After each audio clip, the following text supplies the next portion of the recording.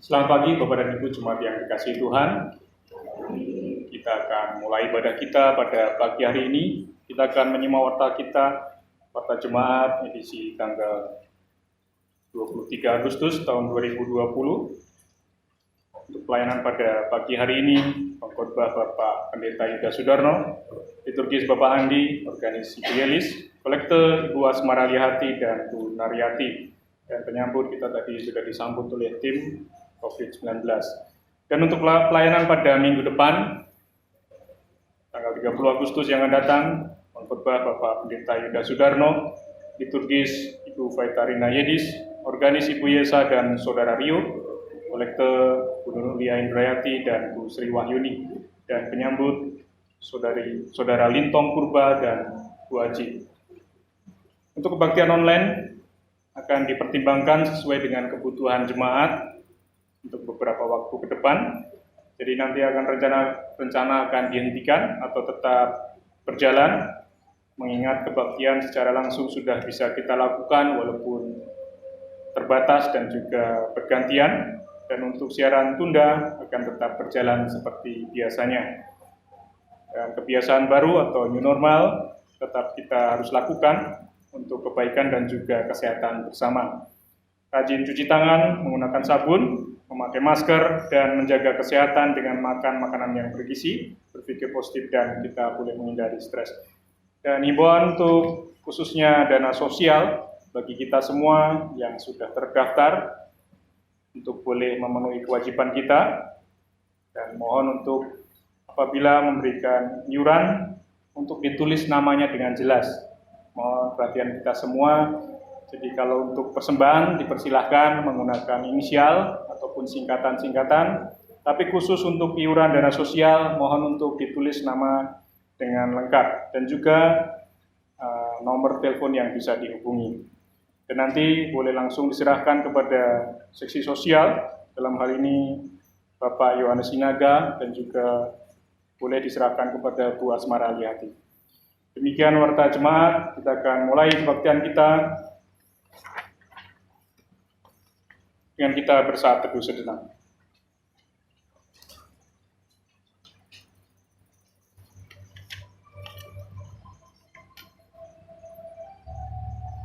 Segala sesuatu yang kamu kehendaki supaya orang berbuat kepadamu, perbuatlah demikian juga kepada mereka.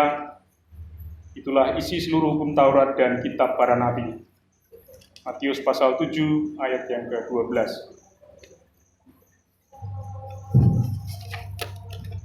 Kita kuduskan kebaktian kita pada pagi hari ini. Pertolongan kami datang dari Allah yang menciptakan langit dan bumi, yang tidak pernah meninggalkan pekerjaan tangannya dan yang setia selama-lamanya. Turunlah kiranya atas kita anugerah dan damai sejahtera dari Allah Bapa kita, Tuhan Yesus Kristus. Kita akan memuji nama Tuhan dari pujian NKB nomor 127, bait pertama sampai dengan yang ketiga.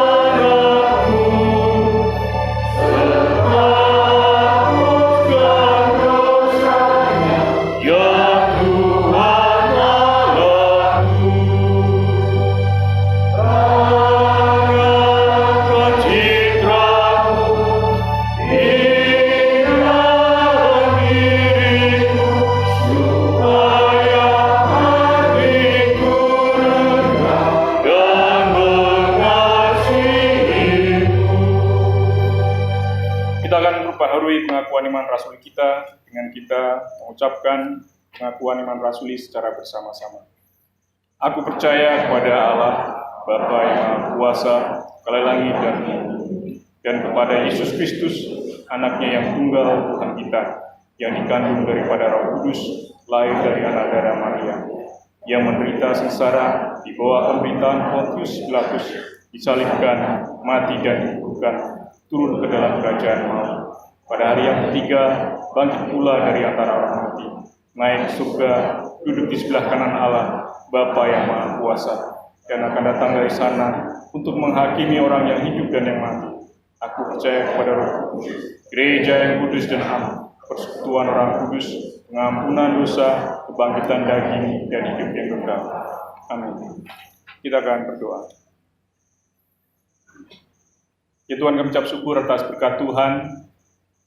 Kami boleh hadir dan boleh datang ke rumah-Mu yang kudus ini. Puji dan syukur atas penyertaan Tuhan dalam kehidupan kami sepekan lamanya. Kami boleh beraktivitas, demikian juga kesehatan yang Tuhan berikan kepada kami, dan juga berkat-berkat yang berkelimpahan pada kehidupan kami. Kami bawa kehadirat Tuhan, kami boleh merendahkan hati kami, diri kami pagi hari ini ke dalam tangan kasih Tuhan. Berkati ya Tuhan untuk kebaktian kami pada pagi hari ini. Semua yang boleh melayani, kiranya boleh layak di hadapan Tuhan. Kami membawa keluarga kami masing-masing, anak-anak kami dalam kesehatannya dan juga di dalam pendidikannya. Tuhan boleh berkati di dalam pertumbuhan, dan juga kami semua orang tua boleh Tuhan berkati untuk kami boleh mendidik anak-anak kami. Kami juga membawa orang tua kami yang bersama dengan kami, dan juga orang tua kami yang jauh daripada kami, yang ada di kampung halaman. Kami serahkan di dalam masa tuanya, juga mereka boleh bersukacita di dalam Tuhan. Tuhan berikan berkat dan juga kesehatan. Kami yakin dan percaya tangan kasih Tuhan tetap bersama dengan mereka. Demikian jemaat-Mu yang sedang berbeban karena sakit penyakit, kami serahkan semua ke dalam tangan kasih Tuhan, terlebih untuk Ibu kami, Bu Yeni, kesehatan dan juga pemulihan hanya di dalam tangan kasih Tuhan. Kami mengingat negara dan bangsa kami ya Tuhan, di dalam masa pandemi ini. Tuhan berkati semua pemimpin negara kami, dari yang tertinggi dan juga sampai tingkat terendah. Tuhan boleh berkati untuk boleh mengambil kebijaksanaan di dalam memimpin bangsa ini.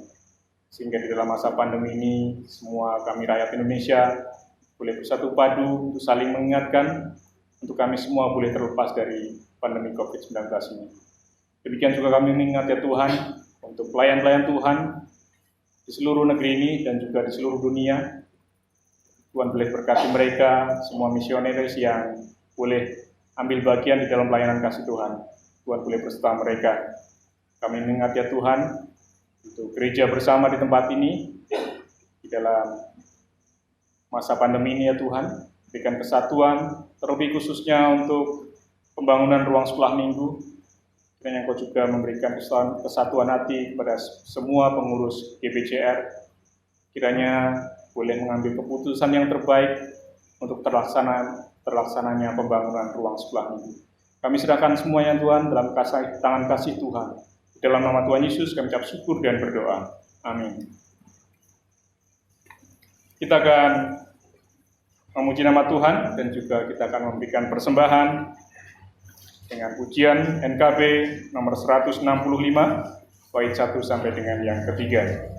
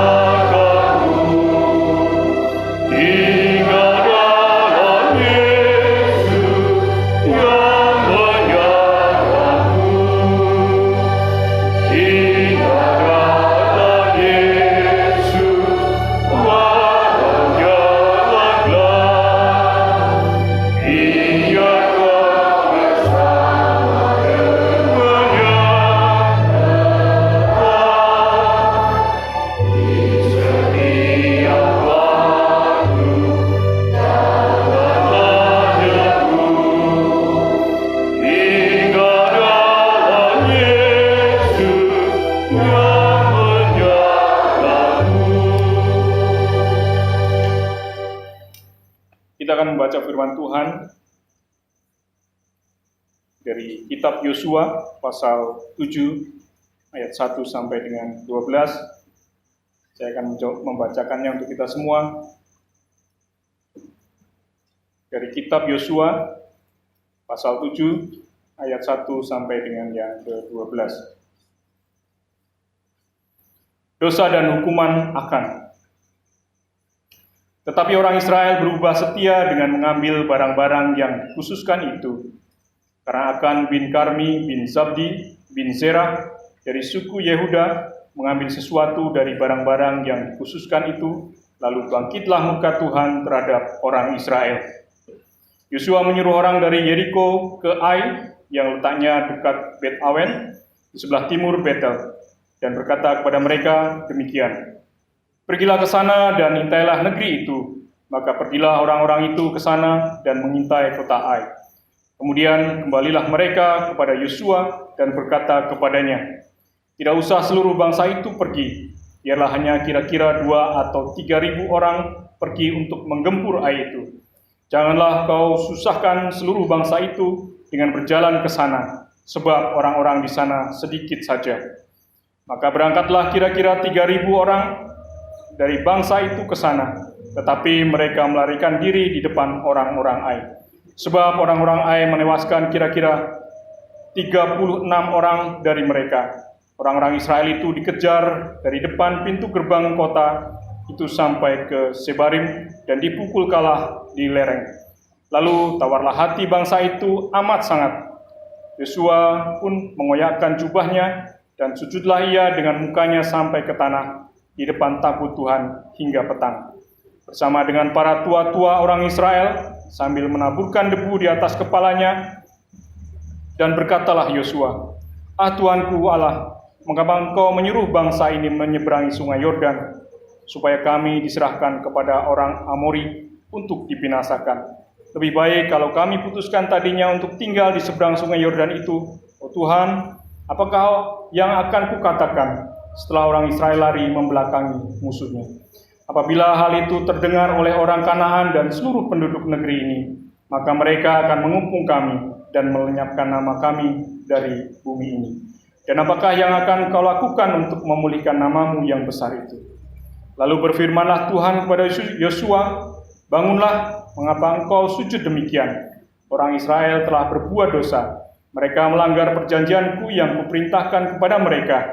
Mereka mengambil sesuatu dari barang-barang yang dikhususkan itu. Mereka mencurinya, mereka menyembunyikannya, dan mereka menaruhnya di antara barang-barangnya. Sebab itu orang Israel tidak dapat bertahan menghadapi musuhnya. Mereka membelakangi musuhnya, sebab mereka itu pun dikhususkan untuk ditumpas. Aku tidak akan menyertai kamu lagi jika barang-barang yang dikhususkan itu tidak kamu punahkan dari tengah-tengahmu." Amin. Kita sambut dengan hormat diberi.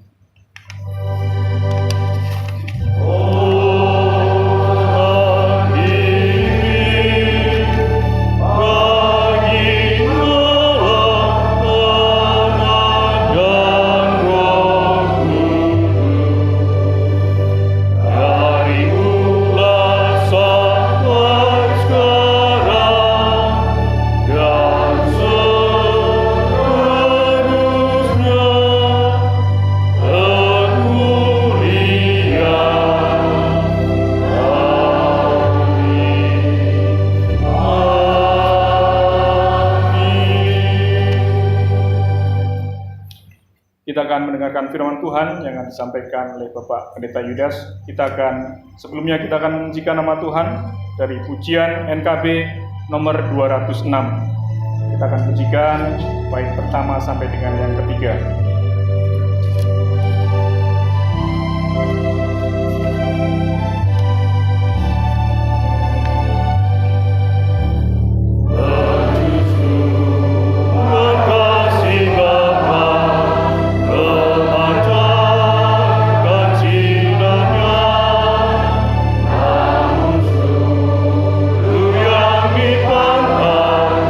Ikalah penjaganya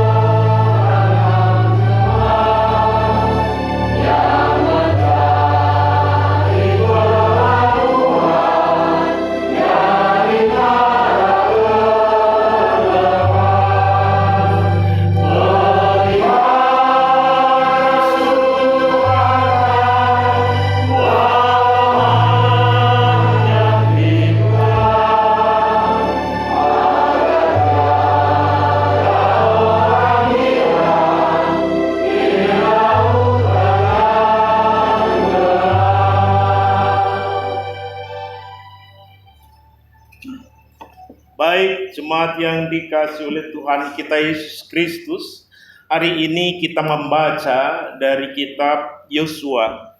Kalau kita perhatikan, kitab Yosua itu mengisahkan atau memberi kesaksian tentang masuknya bangsa Israel ke tanah perjanjian, dan akhirnya tanah perjanjian itu juga dibagi menurut suku-suku yang jumlahnya 12 itu. Nah, dengan masuknya bangsa Israel ke tanah perjanjian, itu berarti perjalanan mereka selama 40 tahun yang dipimpin Allah itu telah mencapai puncaknya. Bapak, Ibu, dan Saudara sekalian, kita ingat ketika mereka masih ada di seberang sungai Yordan, itu adalah perkemahan mereka terakhir, itu di Sitim namanya ya. Di Sitim. Kemudian ini sungai Yordan. Ketika mereka dari Sitim mau menyeberang sungai Yordan, Tuhan bilang tidak sembarangan. Ya. Yang ada di depan bangsa itu haruslah tabut perjanjian. Jadi ketika tabut perjanjian yang dipikul oleh para imam, itu para imam kakinya menyentuh air sungai Yordan, akhirnya sungai Yordan itu terbelah. Kemudian bangsa Israel baru diperbolehkan berjalan di tanah yang kering. Dan akhirnya semua setelah selesai menyeberang, mereka mendirikan rumah masing-masing yang disebut di kemah. Itulah di Gilgal. Ya. Sitim itu perkemahan terakhir di seberang sungai Yordan. Setelah mereka masuk ke tanah Kanaan, mereka mendirikan rumah atau kemah masing-masing, disebutlah di Gilgal. Nah, di Gilgal itulah setelah mereka melakukan perintah Tuhan, yaitu sunat, kemudian memperingati Paskah, hari raya Paskah, dan pada tanggal 16 bulan pertama, itu roti mana berhenti. Dan mereka akhirnya memasak hasil tanah daripada tanah perjanjian. Dan itu sesuai dengan apa yang difirmankan Allah, bahwa mereka akan dituntun masuk ke tanah perjanjian yang melimpah susu dan madu. Bapak, Ibu, dan Saudara sekalian, kalau kita periksa Alkitab ini menarik, ya. Kapan mereka menerima roti mana? Itu bulan kedua setelah mereka keluar dari Mesir, pada tanggal 16. Ya, pada tanggal 16, pada bulan kedua setelah mereka keluar dari Mesir. Nah, kemudian kapan mana itu berhenti? Pada tanggal 15 bulan pertama setelah mereka masuk ke tanah perjanjian. Jadi tanggal 16 itu mereka sudah mengolah hasil tanah perjanjian. Dan itu mereka merasakan sukacita. Bapak, Ibu, dan Saudara sekalian, tadi saya katakan ketika mereka masuk tanah perjanjian, Allah katakan tidak sembarangan. Haruslah tabut perjanjian yang ada di depan. Itu berarti bahwa perjalanan mereka bisa masuk tanah perjanjian itu karena kehadiran Allah, karya Allah. Dan di dalam melakukan pekerjaan dan perjalanan harus firman Allah yang didulukan. Dan itu sampai sekarang harus seperti itu. Sebelum kita melakukan segala sesuatu, Tuhan ingin kita mendahulukan Tuhan dan kita percayai firman-Nya itu untuk menuntun kita di dalam perjalanan kita menuju tanah perjanjian. Bapak, Ibu, dan saudara sekalian, setelah mereka sampai ke tanah perjanjian, pasal 5 mengatakan bahwa waktu itu tanah perjanjian dikuasai oleh orang-orang Kanaan, ya, dan juga orang-orang Amori. Disebut Kanaan, sebenarnya itu adalah terdiri dari bangsa-bangsa yang banyak sekali. Ekron, Asdod, Askelon, Gaza, Lagis, dan seterusnya. Banyak sekali. Tapi biasanya disebutlah orang Kanaan. Ya. Ketika mereka mendengar dan melihat, bahwa Sungai Yordan itu terbelah karena tabut perjanjian, karena firman Allah, kehadiran Allah di tengah-tengah, hati mereka itu menjadi tawar. Itu pasal 5, saya baca demikian. Yosua pasal 5 ayat 1, di situ disebutkan, ketika semua raja orang Amori di sebelah barat Sungai Yordan dan semua raja orang Kanaan di tepi laut mendengar bahwa Tuhan telah mengeringkan air Sungai Yordan di depan orang Israel sampai mereka dapat menyeberang, tawarlah hati mereka dan hilanglah semangat mereka. Cara Tuhan luar biasa. Hanya dengan firman yang mendahului, semua lawan itu menjadi tawar hati. Tidak mempunyai semangat lagi untuk melawan bangsa Israel yang sudah masuk ke tanah perjanjian itu. Kemudian setelah mereka ada di dalam tanah perjanjian, apa yang harus mereka lakukan? Mereka menghadapi yang pertama adalah Yeriko. Kota Yeriko. Pertanyaannya, kenapa Yeriko yang harus dihancurkan untuk pertama kali? Yeriko waktu itu dikuasai oleh orang Amori. Jadi kalau kita bisa melihat satu sejarahnya, ya, tadi saya katakan semua yang berkuasa di tanah perjanjian pertama itu disebut orang Kanaan, tetapi itu masih bisa dibelah. Ya. Orang yang tinggal di sebelah Sungai Yordan, yaitu Laut Mati dan seterusnya, ini dikuasai oleh orang Amori. Tapi di sebelah baratnya, ya, dekat dengan Laut Tengah itu dikuasai oleh orang Kanaan. Maka ayat 5 tadi, orang Amori dan orang Kanaan merasa dia tawar hati. Nah, orang Amori inilah yang menguasai Yeriko pada waktu itu. Di dalam sejarahnya, orang Amori ini adalah orang nomad, dia penjelajah. Orang ini sangat bengis, ya, tidak pernah mempunyai perasaan kasihan terhadap orang lain. Dan ketika saya mencoba menyelidiki orang Amori ini, sebelum mereka juga tinggal di tanah perjanjian, tanah Palestina, mereka juga menjelajah sampai ke Babylon. Dan di dalam sejarahnya, Hammurabi itu berasal dari orang Amori ini, yang membuat satu undang-undang Lex Talionis, mata ganti mata, gigi ganti gigi.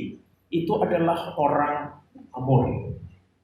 Waktu itu, tadi saya katakan, orang Amori menguasai jalan yang akan masuk ke Yehuda maupun ke pegunungan Efraim.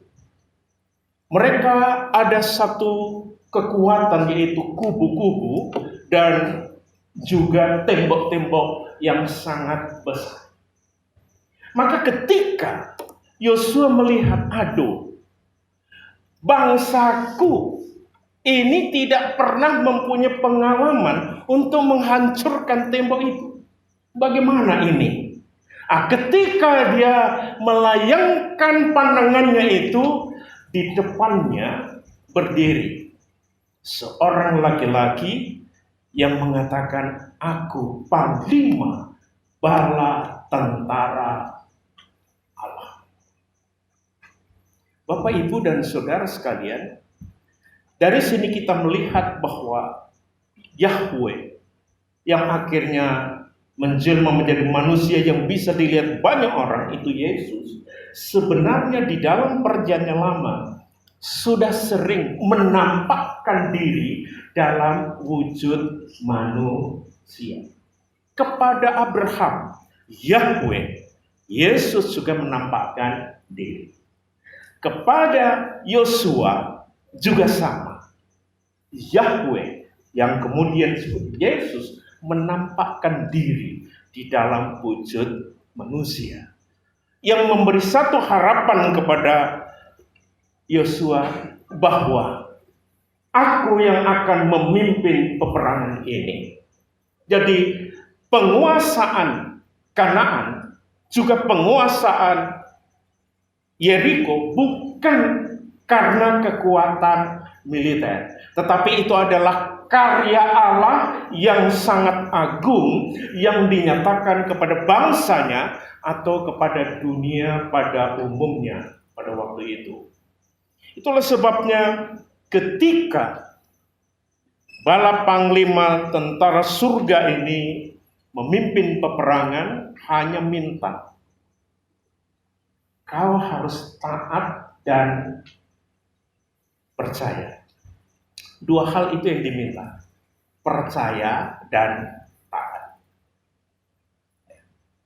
Kalau kamu percaya kepada Allah dan taat itu berarti melakukan apa yang menjadi kehendak Allah. Semua itu akan berjalan dengan baik. Tetapi, ada tetapinya. Kalau kita lihat di dalam Yosua pasal 6, di sana disebutkan begini.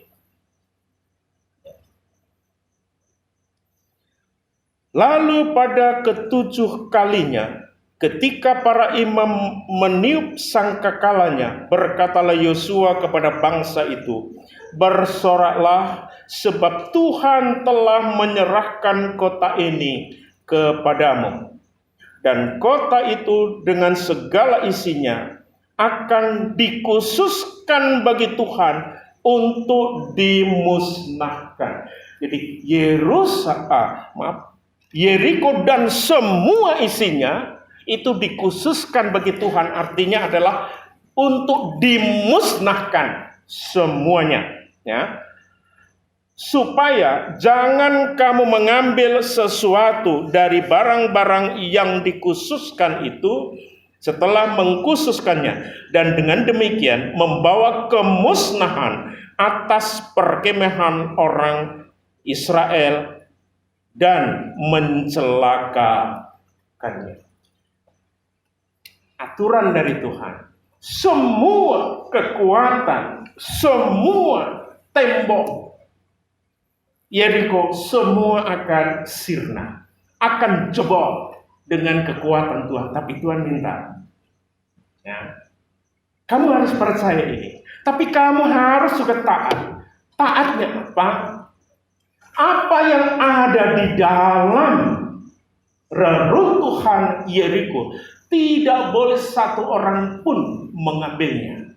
Ketika mereka mengambilnya, mereka ikut akan dibinasakan. Bapak, Ibu, dan saudara sekalian, dan ternyata kalau kita lihat pasal 7, kita baca ada seorang yang namanya Akan. Di sana mengatakan, aduh, aku melihat Yeriko sudah runtuh. Aku datang untuk mengambil apa sih yang bisa saya ambil. Akan ini akhirnya apa? Kita tahu dia mengambil, ada emas di situ, ada perak, ada pakaian-pakaian bagus yang tadinya dipakai oleh orang Yeriko. Semua orangnya sudah mati, diambil. Dan Tuhan katakan, seperti janjinya, dia harus musnah, dia harus mati. Karena ini barang yang sudah aku khususkan. Barang yang dikhususkan oleh atau untuk Tuhan tidak boleh diambil oleh manusia. Itulah sebabnya akan harus menerima hukumannya.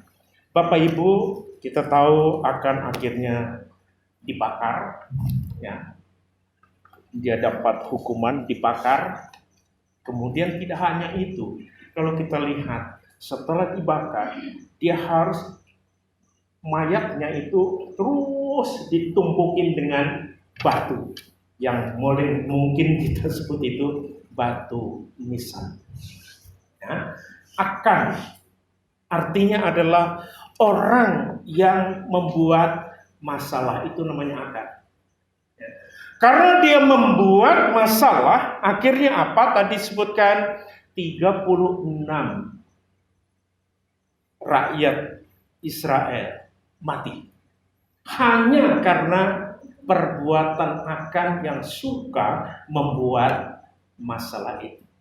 Kemudian akan akhirnya dikubur di mana? Di Akor, disebut Akor. Kalau kita lihat pasal 7 ayat akhir, sesudah itu didirikanlah di atasnya suatu timbunan batu yang besar yang masih ada sampai sekarang. Lalu surutlah murka Tuhan dan yang menyala-menyala itu, oleh sebab itu nama tempat itu sampai sekarang disebut Lembah Akor.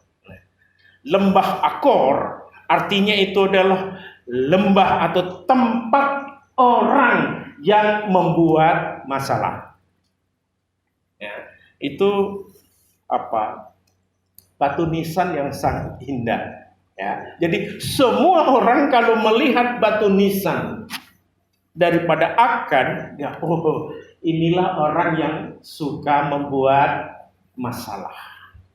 Nah, hanya saja sekarang batu nisan kalau kita lihat itu hampir semuanya sama.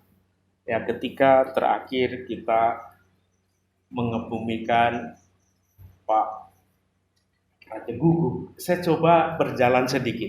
Semua batu nisannya itu diawali dengan kata rib. Ya, nggak ada yang di ini lain, tapi semua itu rib. Artinya apa? Ya, rest in peace. Jadi istirahat dengan tenang, gitu. Apakah benar semua yang dikuburkan itu adalah telah istirahat dengan tenang, ataukah mereka harus mempertanggungjawabkan semua yang mereka lakukan terhadap dunia ini, khususnya kepada Tuhan? Ya, tetapi kalau kita lihat batu nisannya ini akan itu langsung disebutkan supaya semua orang tahu ini loh kuburan daripada orang yang suka membuat masalah. Bapak Ibu dan Saudara sekalian, dari sini kita bisa melihat bahwa tidak ada seorang pun yang hidup itu tidak mempengaruhi orang lain. Baik tutur katanya, perbuatannya biasanya mempengaruhi orang lain. Baik pengaruh itu yang bisa diterima maupun yang tidak bisa diterima. Tetapi masing-masing orang di dalam tindakan perbuatannya, omongannya itu selalu mempengaruhi orang lain. Ya, kita lihat akan tindakannya itu mempengaruhi, Allah murka, dan tindakannya mempengaruhi bangsanya tidak berhasil mengalahkan kota Ai. Bapak, Ibu, dan saudara sekalian, kota Ai kalau kita lihat itu adalah kira-kira 25 kilo dari kota Yeriko. Yeriko yang begitu hebatnya, dengan tembok-tembok yang hebat, itu bisa dikalahkan karena kuasa Allah. Kenapa Ai yang kecil itu tidak bisa dikalahkan? Ai juga didiami waktu itu oleh orang Amori, bangsa Amori. Tetapi kenapa? Dan bahkan akhirnya terbalik situasi itu. Ketika Sungai Yordan terbelah, orang Amori dan Kanaan disebutkan hatinya itu tawar. Tetapi setelah kota Ai tidak bisa dikalahkan, disebut di sana bangsa Israel menjadi tawar. Ini karena perbuatan daripada Akab, membuat semua bangsanya tawar. Yang perlu bagi kita adalah biarlah tindakan kita, ucapan kita membuat sesama kita itu menjadi terbangun. Mereka menjadi bangga, mereka menjadi mempunyai harapan, tidak menjadi tawar. Kata tawar hati di dalam bahasa aslinya itu adalah mencair. Kalau hati sudah mencair, berarti orang itu sudah tidak mempunyai daya dan tidak mempunyai harapan lagi. Itu karena sesama. Biarlah hari ini kita boleh berjanji kepada Allah. Kita percaya kepada sabdanya. Kita setia kepada perintahnya. Supaya apa? Kita sendiri kuat dan sesama kita juga kuat. Karena di dalam bacaan tadi, kenapa mereka sampai tawar? Di dalam ayat pertama, tetapi orang Israel berubah setia. Disebutnya berubah setia. Ketika di dalam hidup ini kita sudah berubah setia, setia kepada Allah, setia kepada negara, setia kepada gereja, setia kepada keluarga, dan seterusnya, semua akan menjadi tawar. Dan itu tidak dikehendaki oleh Tuhan. Kita harus bisa membangkitkan semangat sesama kita, supaya mereka tetap mempunyai satu tindakan, satu harapan. Tuhan bersama dengan kita, yaitu Yahweh. Dan di dalam pergumulan hidup, sampai akhirnya kita masuk tanah perjanjian, yaitu tempat Allah yang Maha Kudus. Tuhan tetap bersama dengan kita semua. Tuhan Yesus dimuliakan. Kita berdoa. Terima kasih Bapa, kami mencoba melihat sejarah kembali bangsa Israel yang telah masuk ke dalam tanah perjanjian. Tetapi masih ada orang-orang tertentu yang percaya tetapi tidak setia. Biarlah ini boleh kami bawa pulang, bahwa di dalam kehidupan iman kami tetap mempercayai Tuhan.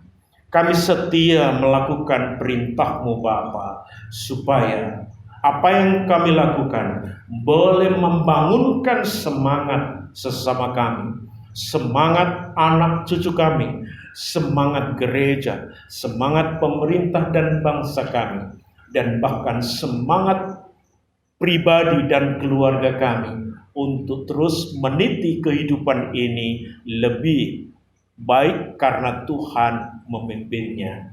Terima kasih Bapa, kami akan pulang, Tuhan bersama kami.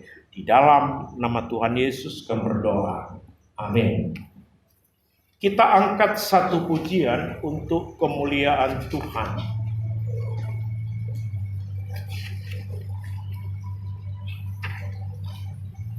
Kita angkat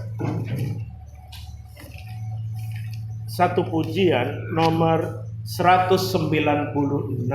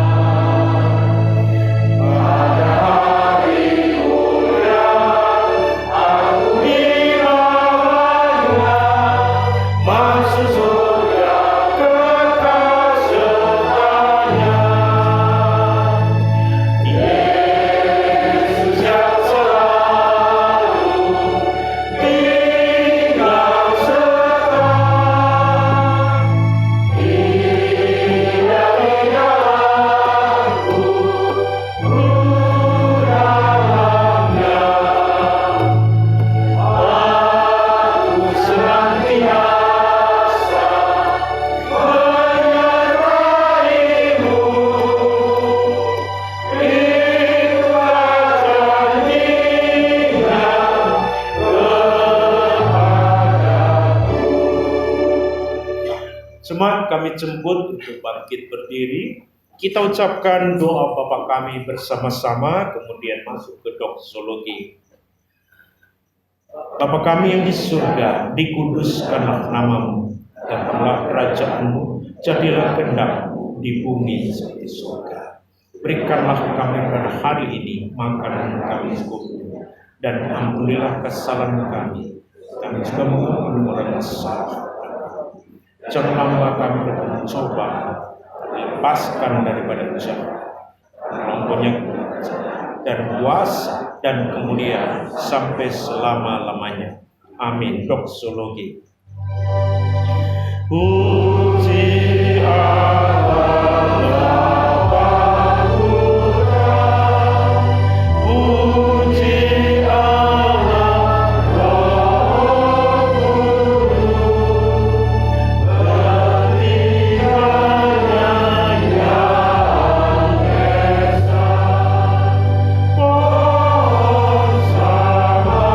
Sumber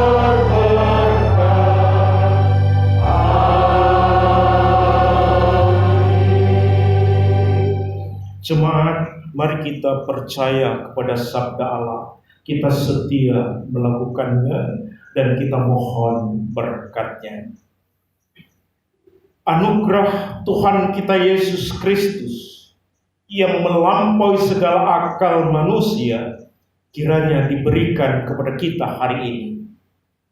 Rahmat, damai sejahtera dari Allah Bapa yang begitu melimpah dicurahkan kepada kita, dan penyertaan Roh Kudus menyelimuti kita, menggandeng kita, sehingga semua kita dan keluarga di dalam pelayanan dan di dalam kuasa Allah yang Maha Tinggi.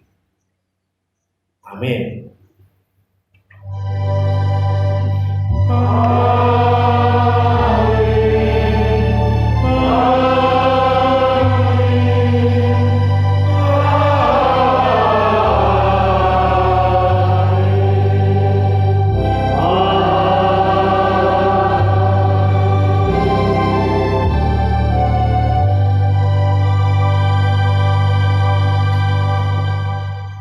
Amin. Selamat pagi, selamat jalan kembali pulang.